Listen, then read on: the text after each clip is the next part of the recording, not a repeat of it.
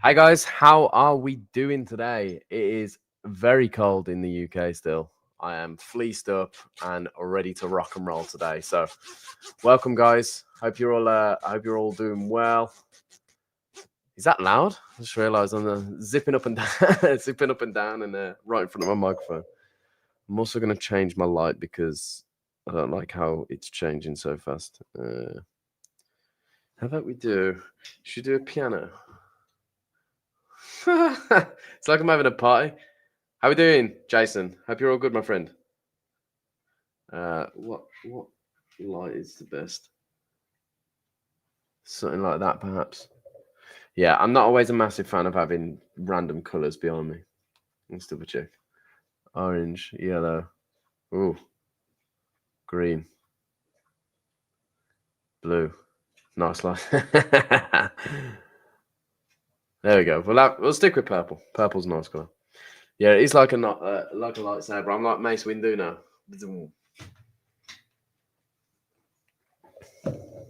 Hey guys, welcome.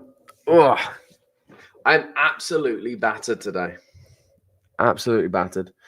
I was up at 5 a.m. yesterday to travel down to London for the Finance Magnets event. I didn't get home. Well, I didn't go to bed until about 12 p.m. Traveling down to London, it's about two and a half hours and then 2.5 hours back. I'm just wondering if they've uploaded the panel session that I did. Finance Magnets. I don't know where they're uploading them to. I'm presuming they're uploading them to YouTube. 3 days ago, 2 days ago. I'm presuming they're going to upload them into this channel. But basically, I was on a panel at Finance Magnets yesterday. This x.com. I was on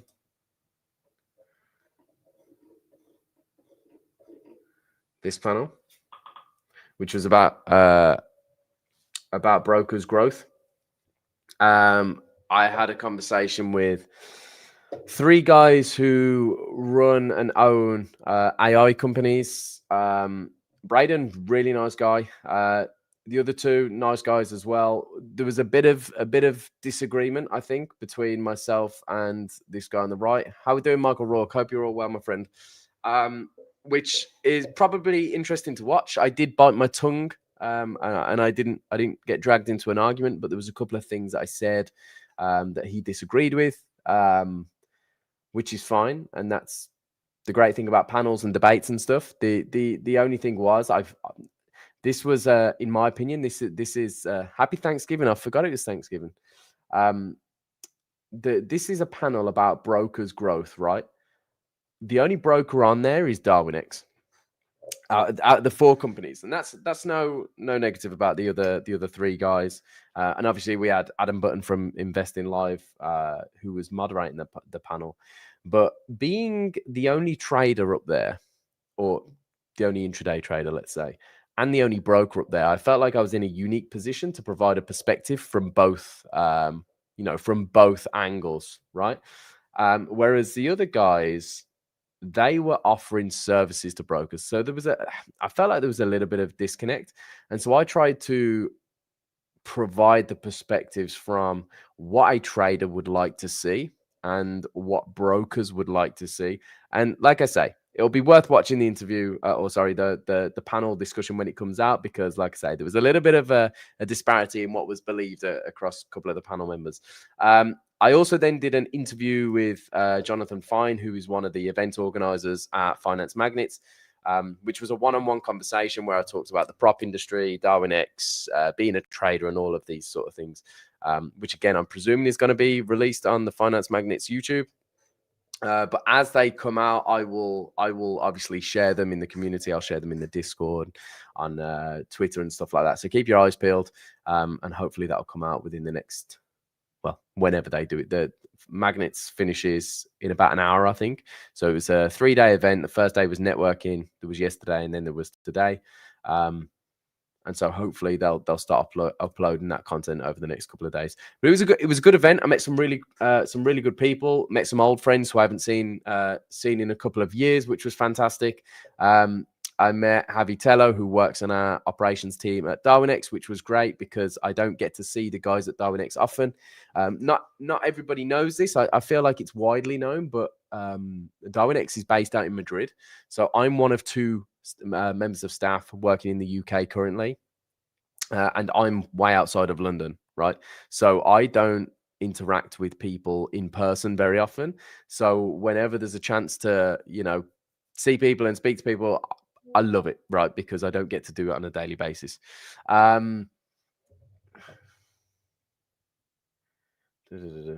So somebody pinging me. I'm going to turn my notifications off. I don't like getting pinged when I'm on live. How you doing, Bad Kid? Hope you're all good, my friend.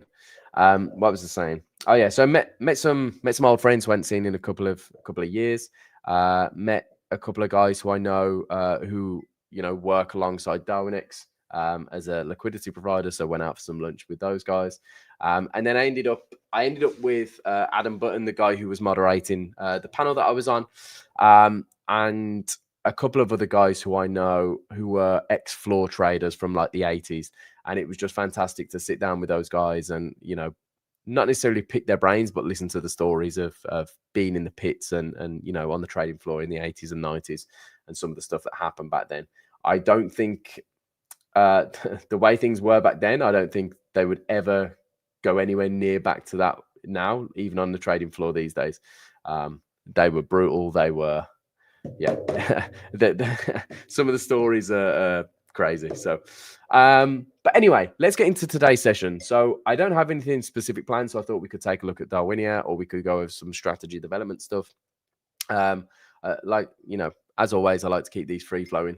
Bad Kids asked if we can take a look at JBKU and tell me something about it. Let's take a look. Depending on how long the record is, will depend on how much information I can give you. Tail, how are we, my dude? I always know it's you without even looking at the name because I just see, hey, handsome. Darwinex 0.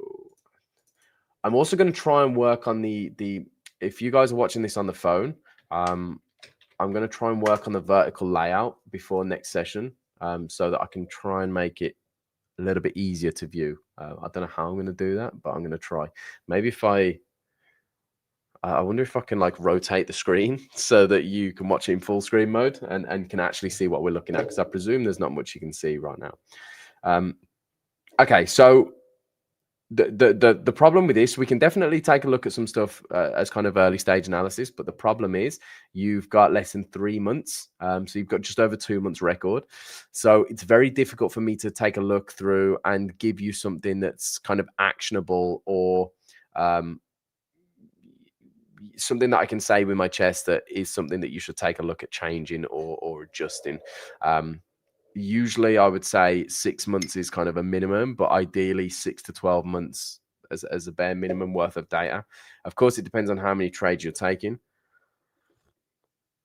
So you are active. I mean, almost 8 trades a day, 370 overall. So we do have a decent amount of data, but it's very concentrated on the past 2 months, right? And as soon as conditions change, we don't know how your behavior is gonna be. Load up Darwinex. JBKU.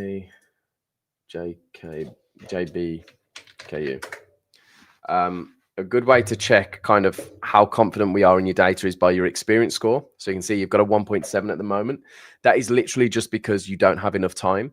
So whilst you have a lot of trading behavior or a lot of trades, we haven't got enough time to say, confidently for the next 6 months, 12 months, or 5 years that you will continue to follow the same pattern of behavior. That's all this measures. It doesn't mean that you're good or bad at anything specifically. It's just saying we can't confidently say because we haven't been analyzing your behavior for long enough. So hopefully as time goes on, this will go green. There's nothing that you have to do specifically. It will just get better and better over time.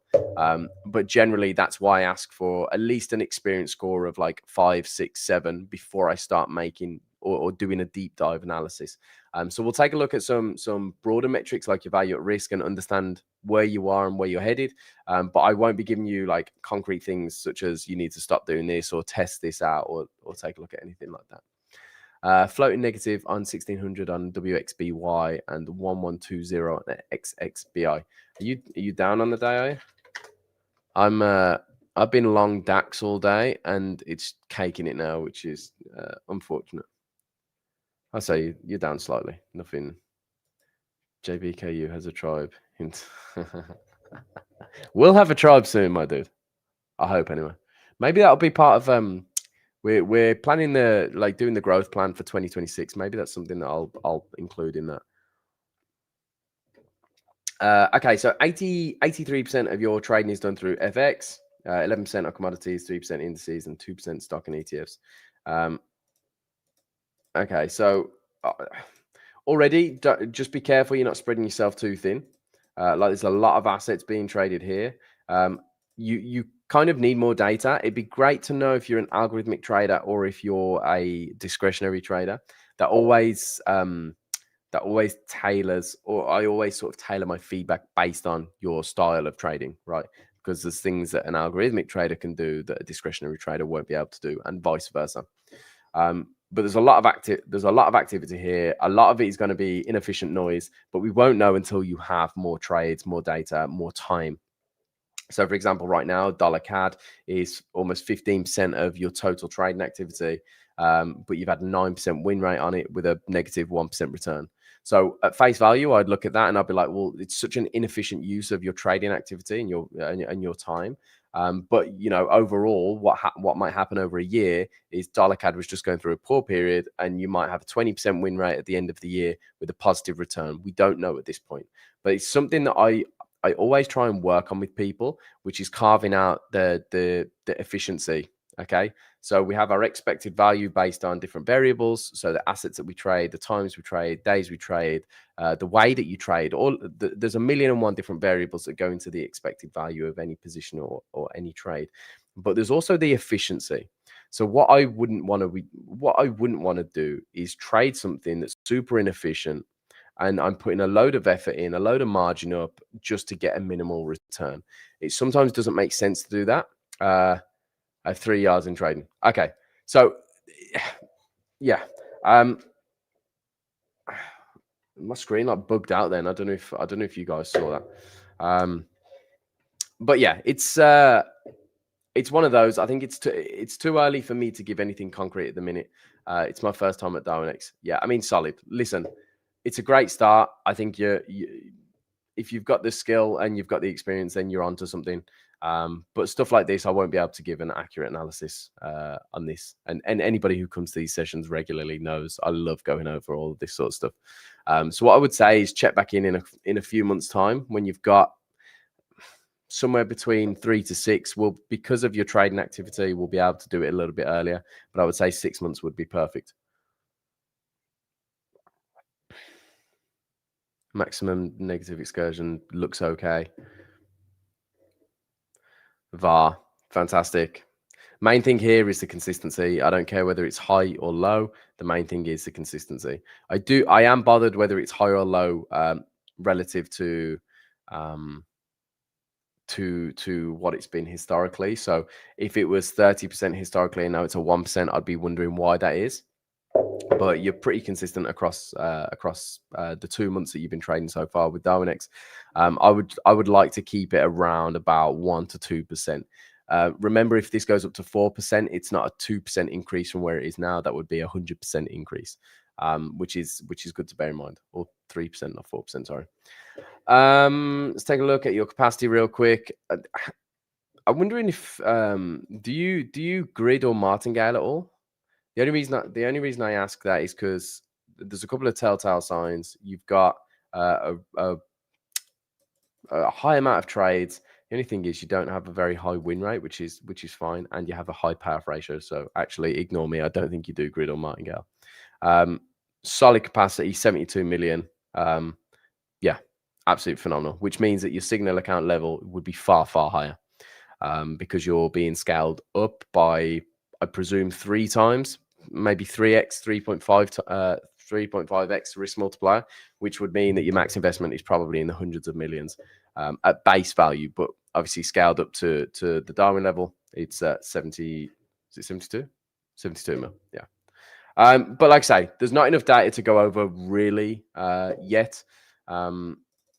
So check back in in a couple of months. I don't mind doing it on a session or kind of, you know, one-to-one or recording a video of it or anything like that.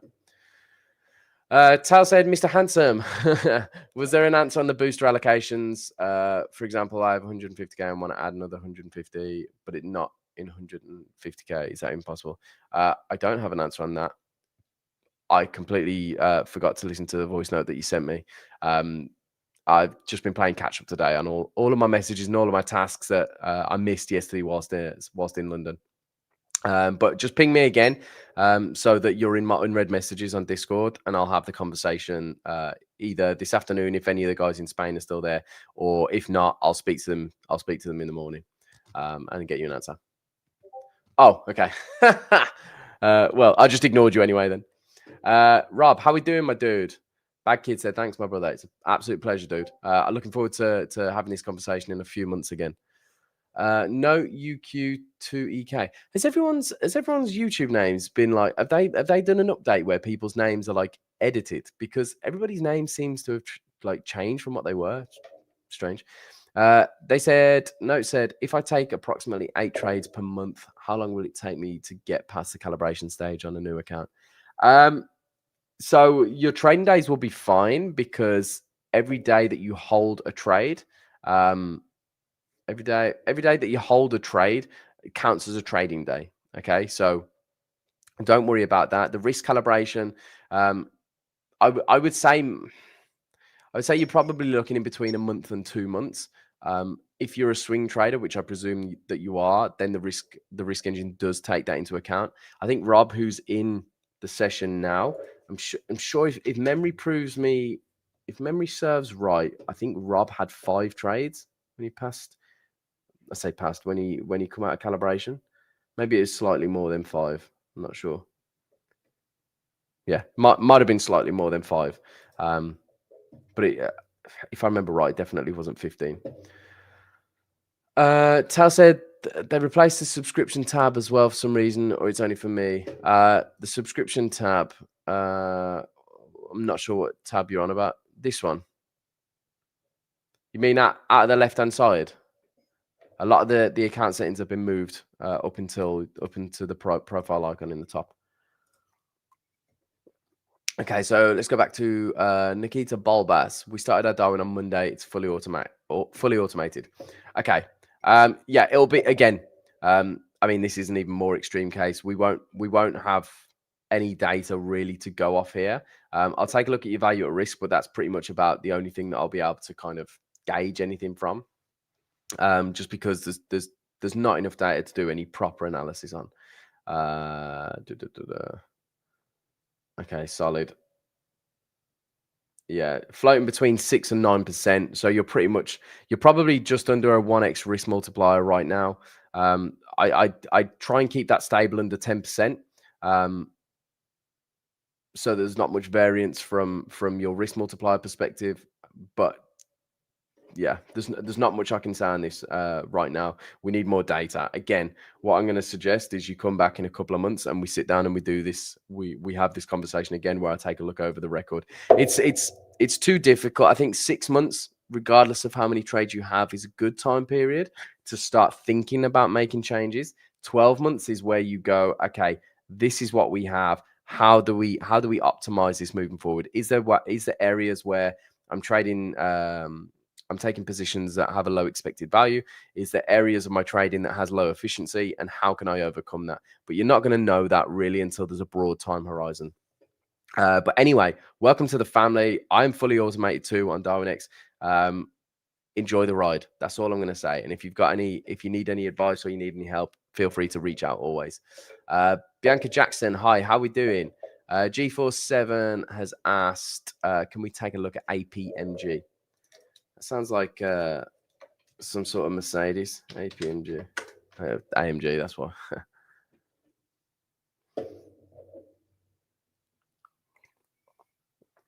Okay, here we go. Now we're talking. How long have we got? May, June, July, August, September, October, November. Okay, so we got 7 months. Just over 7 months, I think. Super steady return. This is what I like to see, is something that's more consistent. Let me get my epic pen.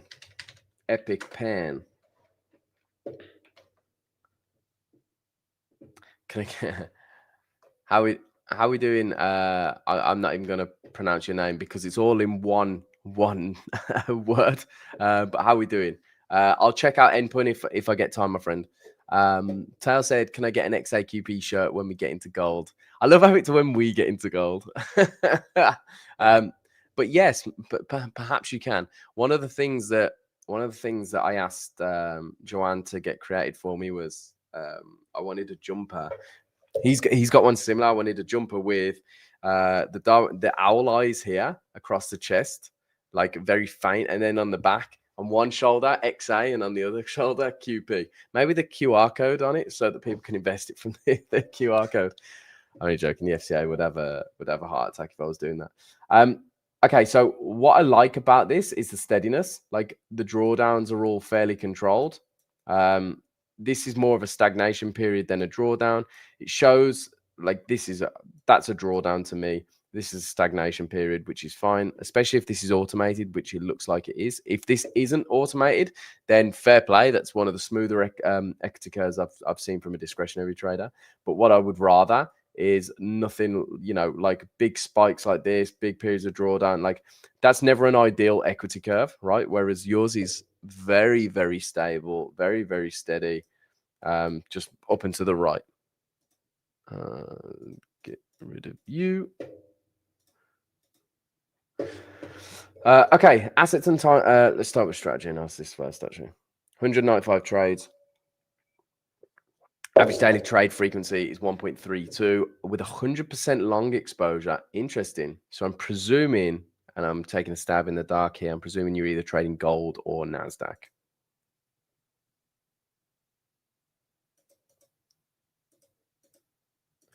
Okay, perhaps not. DAX, dollar yen, WS30, NASDAQ, gold. Okay. So are you long only on everything that you trade? APMG. APMG. How are we doing? Welcome to the session.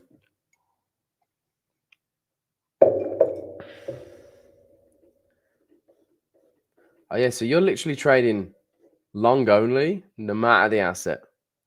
Interesting. I mean, I guess it takes half of the guesswork out, right? Is it going to go up or down today? You just don't care. You just get long regardless. Okay, so let's take a look. Take a look. 43% win rate on indices, 36% win rate on FX, 54% win rate on stocks, and 61% win rate on commodities, which kind of makes sense, right? FX is probably the most efficient market. Well, it's not probably, it is the most efficient market. Commodities such as precious metals and US indices, indices in general, as asset classes, they are kind of designed to go up and to the right. I think I said up and to the left earlier, which is a mistake on my end. They are designed in nature to go up and to the right. And therefore, if you're taking a long bias every day, i.e. if you're a long only trader, you're probably going to do better on those assets than on something that's a little bit more fluid like FX. And your win rate shows it, right? There's not too much of an efficiency deficiency here. I would say the biggest one is the fact that the stock and ETFs trading is like your smallest portion, but it's beaten the return of every other asset class. But there's nothing to be really making any decisions of here. Yeah, there's nothing that really stands out, to be completely honest. Solid all way around. I think you have a positive risk to reward as well, which means that we can get away with a lower win rate on any of these assets anyway. Let's skip that because I don't like that metric. Cool. This is super nice to see. So all of your daily trading activity, which again, it's going to be very similar because of the tightness of your equity curve, how solid your curve is. Presumably your daily returns are going to be consistent as well, right? And you can see that across all 5 days, Monday through Friday, there's pretty much zero discrepancy between any of the days. Now, of course, your Friday, you've still got tomorrow's data, sorry, to go in. So this could close the gap even more, I guess. But yeah, all positive days, so there's nothing to be concerned about. There's no real behavioral concerns here. For the guys who've been to these sessions for the past few months, you know, there's a couple of different things that I talk about here. There's strategy issues, and certain strategies will work better on certain days and worse on other days. For example, mean reversion strategies aren't going to work the same every day of the week because the weekly profile usually has its expansion and its contraction at different times or different days of the week. Therefore, mean reversion and trend following strategies are probably going to perform better and worse on different days. Then you have the behavioral things or the routine habits, such as, you know, walking away from your desks for certain times of the day or certain days of the week. So you might work on a Thursday and a Friday and you have to go into an office. So you're not trading at your desk, which means that your performance might drop on a Thursday and a Friday. Alternatively, it might boost your performance on a Thursday and Friday because you're not there to micromanage your trades. So there's two different angles to look at this. Is my strategy under or overperforming on a specific day? And the second one is, what's my behavior like on a specific day? And again, is there anything that I can do from an efficiency perspective? But yeah, super tight, really, really, really nice. I was gonna say really nice curve, but it's not a curve specifically. Okay, back to your stats. Daily trade frequency of 1.32 with a sub 50% win rate slightly. So just under 50% of 46.67.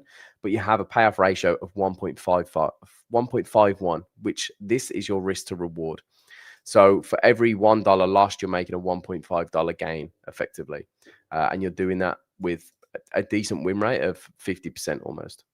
Profit factor 1.32. I'm not too bothered about that right now. You also have, which is a positive sign, and I talk about this quite a lot in these sessions, is a positive duration ratio. And the reason this is a good sign is because it's clear that you know when to cut your losers and when to hold your winning trades. So your average losing trade duration is half of your average winning trade duration, which is kind of like a skill in itself, being able to hold your winners. People talk about it a lot, but not many people can actually do it. So the fact that your average losing trade duration is 9 hours and 20 minutes, but your average winning trade duration is 19 hours and 20 minutes shows that when things are going your way, you don't panic and you just let them play out. And equally, you cut losing trades sooner than you would winners. I'm not going to go over everything because we've done quite a few already. This is a literal perfection. Let's get my pen. So usually what we see here is random spikes down. So you might have a few candles like this. And I always say, again, it's what we need to do is we need to understand how far do your winning trades move against you before they turn into winners. Okay, and trying to make it as efficient as possible. Does it make sense to hold trades past X percent drawdown if we know that it has a much different expected value? For example, if a trade goes 20 pips in drawdown on average, it means you have let's say a 60% win rate. So what happens is we know that 20 pips in drawdown is likely to turn around and become a winning trade. Now, if we find out that 25 pips, let's say, is the breaking point of this, and any trades that went against you 25 pips, only 25% of them were winners, because what they would do is that's a 25 pips drawdown, and then they would likely do that. If we can find out what this breaking point is between the positive expectancy and the lower expectancy, then you can optimize your stop placement, not based on charts, not based on technical analysis, but based on your data. Okay, so if we know, maximum negative excursion, or maximum adverse excursion, as it's otherwise known as, is 20 pips. And at 20 pips, I have a 60% strike rate and my expectancy is XYZ. Then great. What I will do is I will cover that with a 25 pip stop, because I know that if trades move against me by 25 pips, I have a 75% chance of losing that position. 75% chance of losing. So we're optimizing our stop based on how far the market usually moves against us. Now, on the flip side, what I don't like, and I will be honest, is this one trade here, where the return is so far higher than the other trades. And the only reason that I don't like this trade is because I always ask, why this trade? Why not this one? Why not this one? Why not this one? Because in between here and here, it looks like you was doing something different over here, because there's a few different, it's a less consistent, but there's pretty much an average there, right, that you let your trades run to. This trade, however, you let run far beyond the average. And there might be a reason to it. You might say, well, it was because it was a break of a weekly level, or you know, there was some news come out and price collapsed and I was short, and therefore I took my target off and just let it run. There may be a reason, but if there's not a reason, or the reason is more emotional than it is from a strategy perspective for this trade again, then you have to ask why. And the problem is with this specific trade is you closed it at break even, which is even more concerning, right? This is getting into more strategy specific stuff, but how, and this is a question to ask yourself, right? How did your biggest winning trade turn into a break-even trade? There should be a fail-safe in your system to at least capture some of this, right? Whether it's your average, slightly above average, or, you know, what. And again, only you will be able to answer this question. I'm not trying to grill you. I'm just asking you, why wasn't this position closed here, here, or even down here? And to let that trade turn around and take you up a break even, ask yourself why. Because all of this profit, I'm getting off on a bit of a tangent here, but this reminds me of the classic, oh, it's a free trade because I moved my stop to break even. And I'm not saying that's what you did, but that's what it looks like. I just want to remind people that there's no such thing as a free trade, because this, whilst you was in the trade, this was your profit. If you'd have closed that position and realized the gain, that was your money, right? But you risked all of that by letting it turn and run back to break even. Let's see what trade it was. So it was the Dow on 18th of August. Let's load up the Dow and see what it looks like. Okay, fair enough. Was a mistake in the bot configuration. Fair enough. Risk 1%. How we doing, dude? Having a bad end to the year. Hopefully can turn it around December. That's all you can do, man. Just keep loading forward. You know, roll with the punches and see what happens. I don't know why we're checking this. If it was a bot configuration, that's fine. MoneyVD said, "Can you explain how the monthly payout upgrade works?" So it's an optional. How are we doing, Tan? Hope you're all good, my friend. It's an optional upgrade. So there's, you know, if you don't enable the monthly payouts, then you would be paid out every quarter. But if you have the monthly payout, we work out your high watermark on a monthly basis instead, and pay out your performance fees at the end of each month, as opposed to waiting until the end of the quarter. I say at the end of each month, it's the end of each month of your trading. So depending on where you started trading, which is usually the start of the month as you get DARWINIA.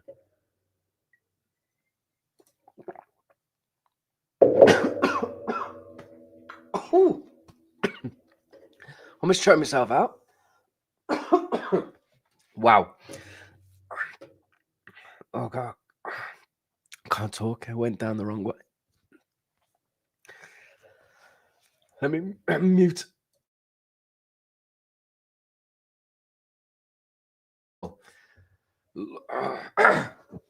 I'm still struggling. I took a massive gulp of water and it just went down the wrong hole. Oh, mama.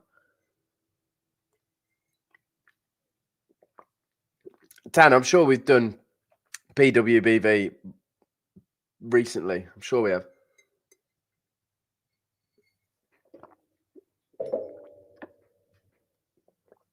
Okay, here we go. So for you guys who aren't aware, you can view. Don't die, Kieran. I'm trying not to. For the guys who aren't aware, you can view your Darwinex Zero Darwins on DarwinX.com, where we do have more information available, more metrics available. You can see them up here in little investable attributes, and we'll go through some of them now. But to access your Darwin on DarwinX.com, you just go to DarwinX.com. You can log into the platform using your Darwinex Zero user credentials, and then search a Darwin. So go /Darwin / your 4-ticker Darwin, and then put a hashtag at the end. I don't know why the hashtag works, it just does. But okay, let's start with capacity. So solid capacity so far, 8.1 out of 10.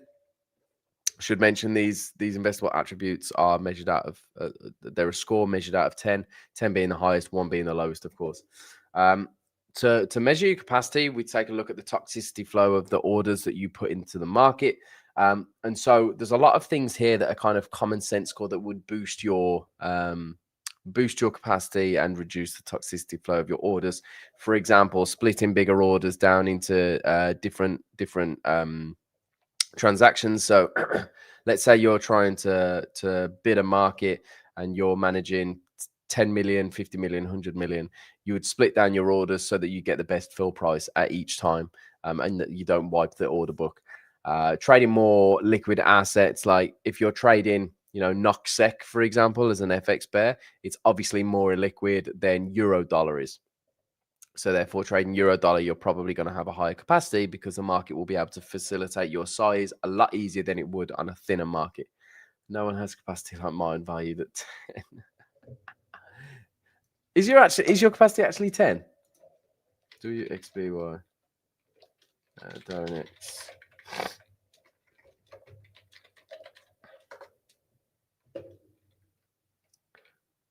You have 10 too. Oh my love. So your flow is great, but then how are you scored 10 when there's a huge divergence?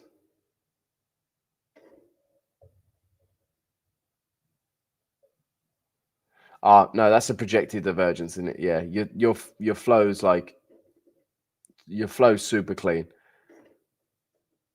Is that saying if you was being slipped by 2 pips or getting 2 pips worse fills? Yeah. Wow. I wish I was you. Show me the money. Okay, back to APMG. Current AUM or max AUM, alpha cap, max capacity, however you want to say it, is 81 million, which is phenomenal. I always think if it's above 50, you've kind of got nothing to worry about, at least short term or in the immediate future. If your max investment is below 10 million, then I would say, yeah, it would pay you dividends trying to fix that before you start building your record too far. But let's face it, for the vast majority of people, probably won't ever breach 100 million AUM. There's only a few people really who would ever get to that level. Arguably above 50 million, the number is going to be really, really low. This is outside of Darwinex as well, obviously.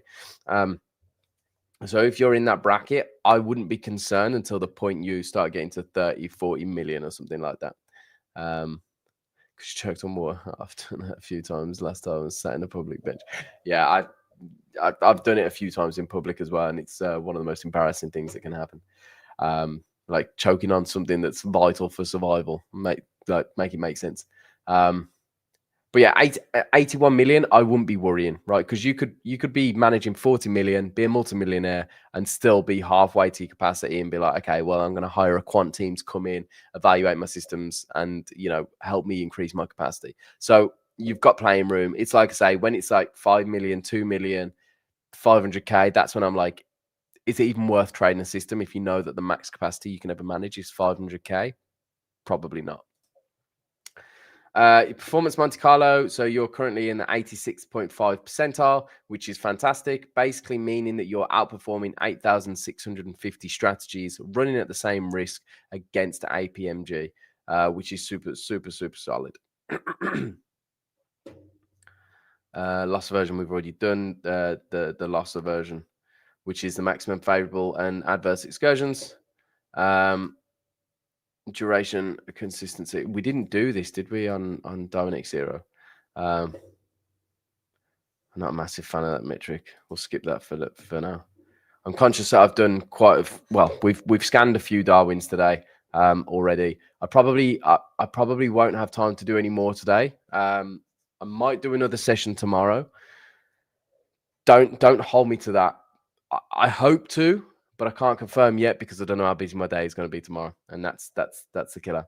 But just as an FYI for anybody who comes to these sessions, if I don't get a chance to do your Darwin during the sessions, just let me know, and what I'll do is I can do a one-to-one, or I can send you a video analysis of your Darwin as well.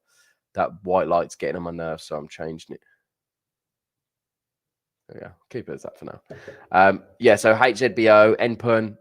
If you want me to do like a private analysis, I can do a recording, and I can do it much quicker. If you want to wait, I can do it in the next live stream. That's no problem. Open and close strategy. This measures. It's quite a unique statistic. This is, and in fact, gonna do something that I've done in this session before, which is get ChatGPT. Open strategy. So what? Here we go. So if you're ever doing analysis on your Darwin, and the reason I'm showing you this is so that you have full autonomy to do this sort of self-analysis on your own without me being here.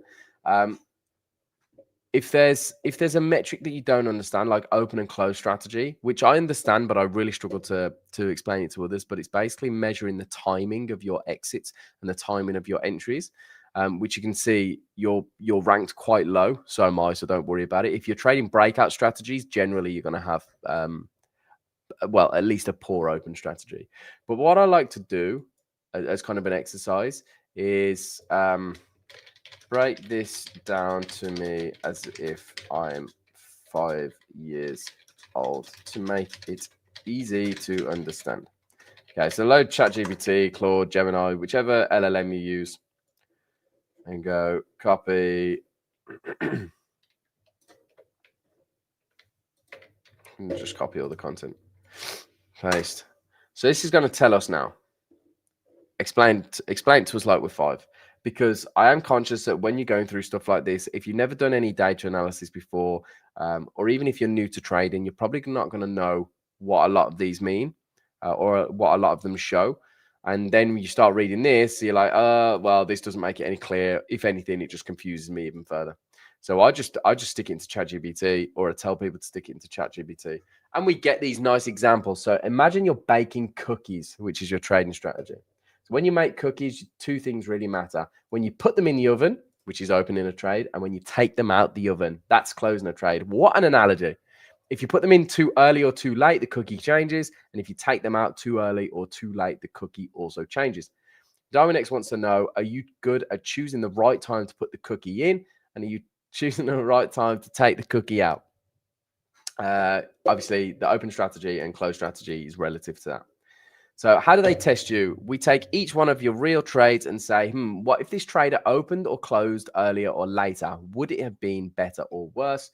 So we create 10 pretend versions of your trade. So 5 open and close earlier, 10%, 20%, 30%, 40%, 50%. Okay, so that means, no, that seems like it's worded shoddy. So we do -10, -20, -30, -40, -50, 10, 20, 30, 40, and 50%. I feel like mummy is reading me a bedtime story. Hey, if it makes you understand what these mean, that's a win in my eyes. And then, yeah, 5 open or close later, 10, 20, 30, 40, 50%. So for every real trade, we get 11 versions. Your trade versus the 2 to 11, 10 pretend timing trades.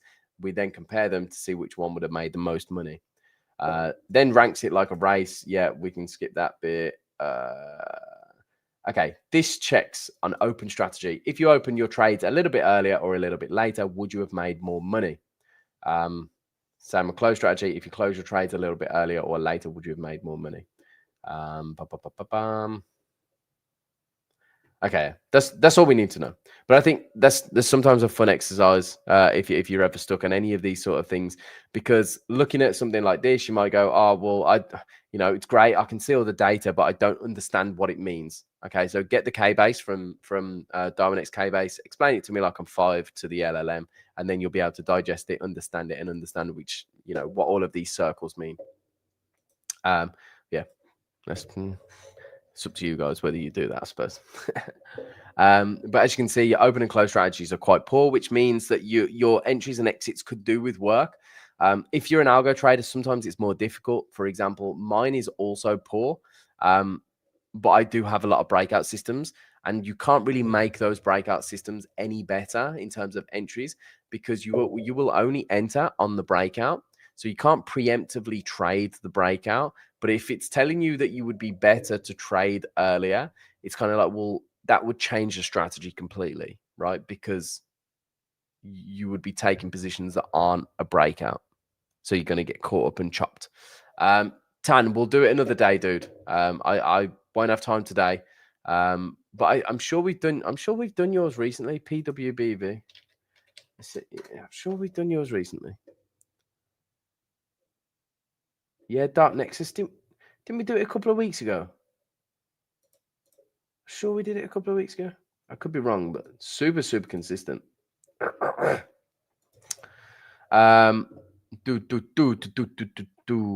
adjustment 5.2.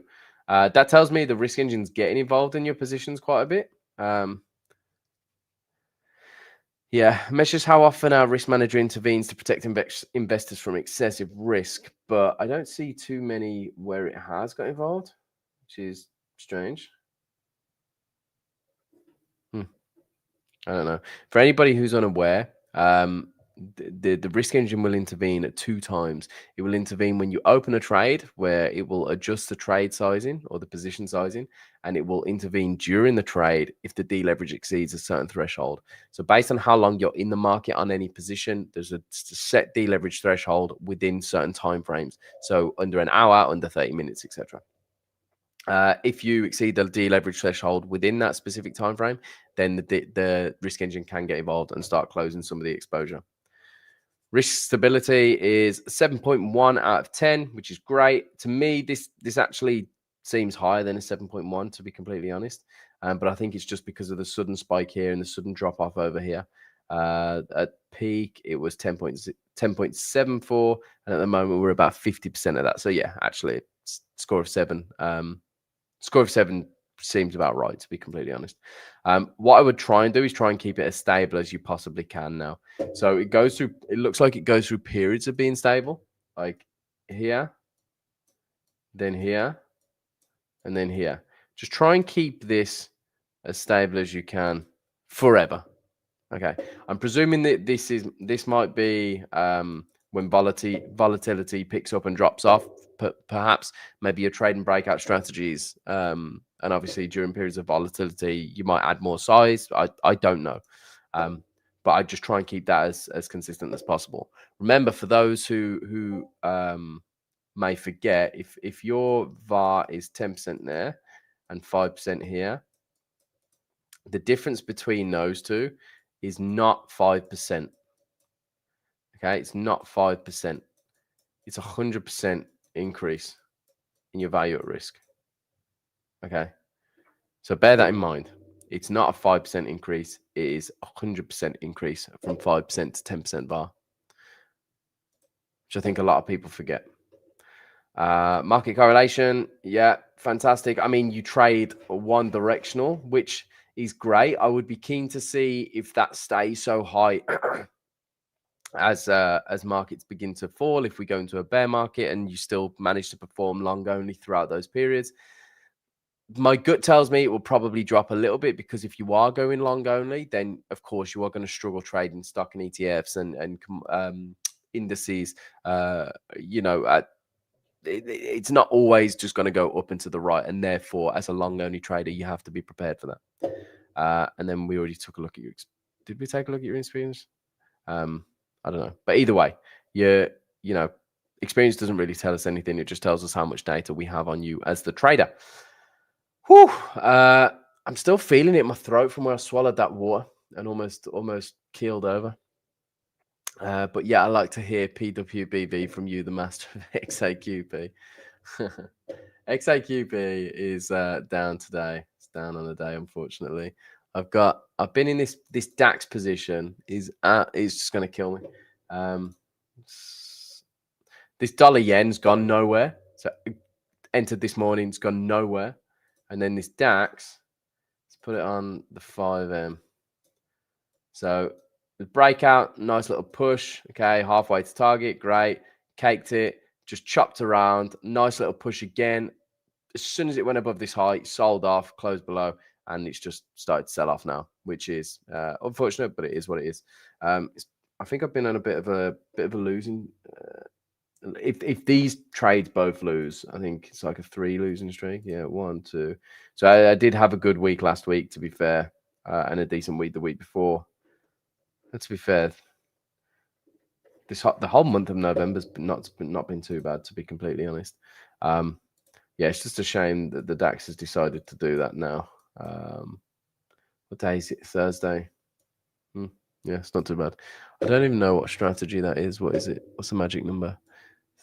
4238.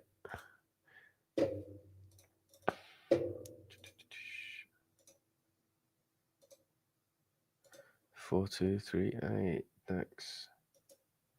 It's one of my worst strategies anyway. That's the equity curve of this system. But it's been performing well over the past couple of years, so that's why I've kept it in. But yeah, it doesn't have the best risk metrics anyway. It's only got a 43% win rate, profit factor 1.19. So it is one of my, I think that's my lowest profit factor on a single strategy. Yeah, we've got this GU. That's quite low. NASDAQ. Yeah, so it is the worst strategy that I have. So yeah, it is what it is. We'll see. Hoping I said this right, and it happened to me. Happened to me on my last performance fee. So this was over 4K this morning, but of course, because of the DAX, it's going down. So I got 4K in estimated performance fees coming on the 2nd of December. So this is next week. And I said it for the guys who were in the session that I did earlier this week, I think it was, that I spoke about this. This happened last time. So you can see the performance fees that I've got that they're still in the account. I haven't done anything with them. Is 188 euros. Now, the day before, or like 2 days before I was paid that split 3 months ago, I had 700 euros in performance fees. The day before or 2 days before, absolutely caked it. Took a load of L's to end the month and ended up losing $500 or 500 euros. Sorry, and was left with 188 euros. So I sort of said, I feel like it's going to happen again. I've had a stellar month, up to 4K performance fees. And the last day before the performance fee split, I just know what's going to happen. It's going to, I'm going to take a load of L's, and it's going to eat away at the performance fees, and I'm going to lose $1,000, the day before. But what I'm going to do with this, again, not everybody knows that you can do this, but what I'm going to do, because at the moment, like I say, I still have the 188. I still have that in the platform. I haven't withdrawn it. So I have this plus this, which is what, about 4,100 at the moment, just over 4,100 euros. On the 2nd of December, I will have anyway.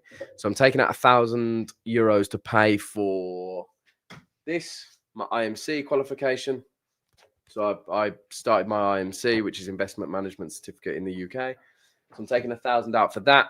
And then the remaining 3K, I'm going to invest into XAQP, which people don't realize you can do. So you can send your performance fees to a Darwinex wallet as an investor, and then you can allocate capital to the index or to Darwin's. So what I'm going to do is I'm going to put the remainder into XAQP and leverage it up by 3 times.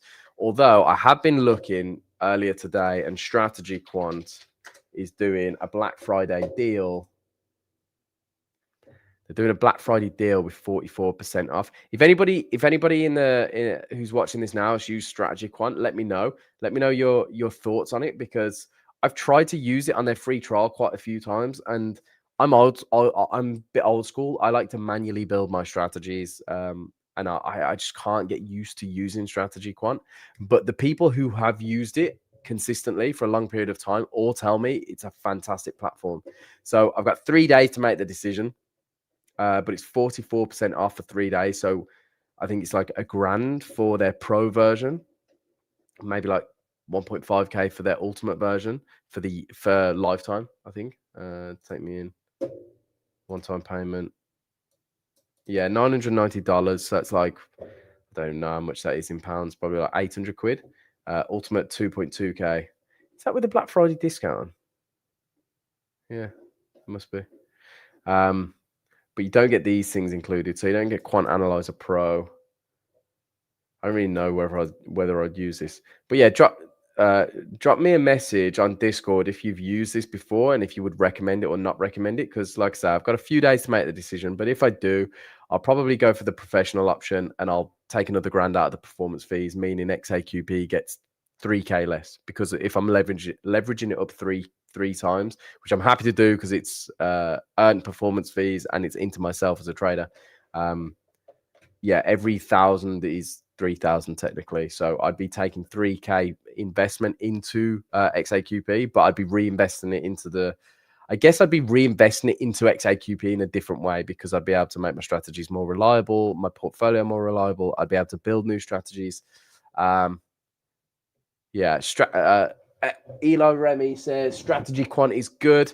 Appreciate the comment, dude.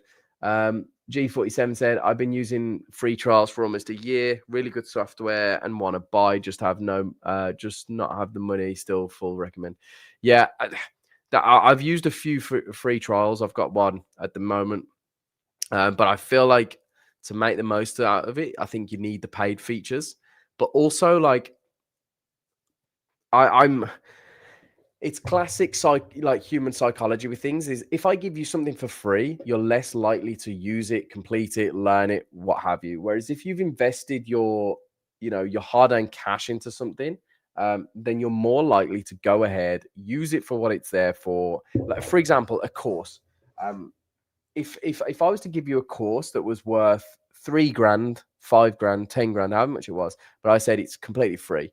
There's a very, and they've done statistics on this and studies. There's a very low percentage completion rate because people just take it for granted, right? They don't appreciate it. But if you invest $1,000 or $2,500 almost, you will appreciate the product for what it is. Like, so yeah. But I also think if I get Strategy Quant, I'm gonna have to upgrade my PC. Because when I'm running it in the background, it sometimes eats up a load of the memory. So yeah. I also I don't know what the difference is between these. Obviously I can see them here. I don't trade futures or equities, so that's no bother. Strategy Quant for business, MQL market support, not bothered about that. Portfolio master, not sure what that does. Access to premium modules, not sure what they are either. So maybe I'll do a bit of research on them. Is it worth an extra $1,300? Probably not. Access to Quant Analyzer Pro. Now, I do use Quant Analyzer. I don't have the Pro version, obviously. I just use the free version. But you can do pretty much anything that I would like to do on the free version.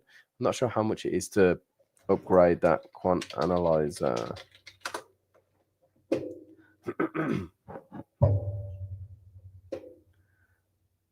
Pricing. So it's $349 on its own.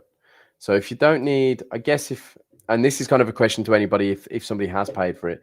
If you don't need any of these, and you don't need the seasonal toolbox, and you don't need the futures feed, you're probably better to pay the $990, and then if you want Quant Analyzer Pro, to just pay the lifetime fee separately, right? I'm presuming.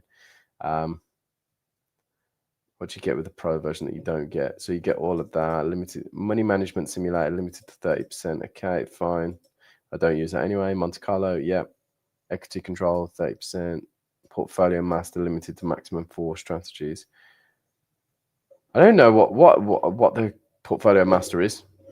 Oh well, I'm gonna do some research. We'll see. But yeah, I might invest some more of XAQP profits into XAQP from kind of an operational perspective, as well as you know, actually self-investing through XAQP as an asset. But anyway, guys, I'm going to leave it there because I'm rambling on and I'm talking about different things now. Yeah, APMG looks solid. It's got a really nice curve. Is it still open? Is this APMG? Yeah, APMG. Yeah, real solid 6 months. Keep it up. You know, not much more to say other than, yeah, solid work. Absolutely solid work. But guys, I am going to call it the end of the session here because my kids are going to be home soon. And as I always say, my house turns to carnage when my kids get home. The dog goes mad, kids go mad, I go a bit mad. So I'm gonna love you and leave you all here. I hope you have a fantastic rest of your morning, afternoon, or evening, wherever you are watching this from in the world. And I will let you know tomorrow if we'll be back for a session tomorrow. I can't promise anything because I know I've got a busy day, but if I can get some time before the end of the afternoon, then I'll try and jump on and we'll do another session. If not, then I'll see you guys next week. Peace out, everyone. Have a fantastic rest of your week and a great weekend.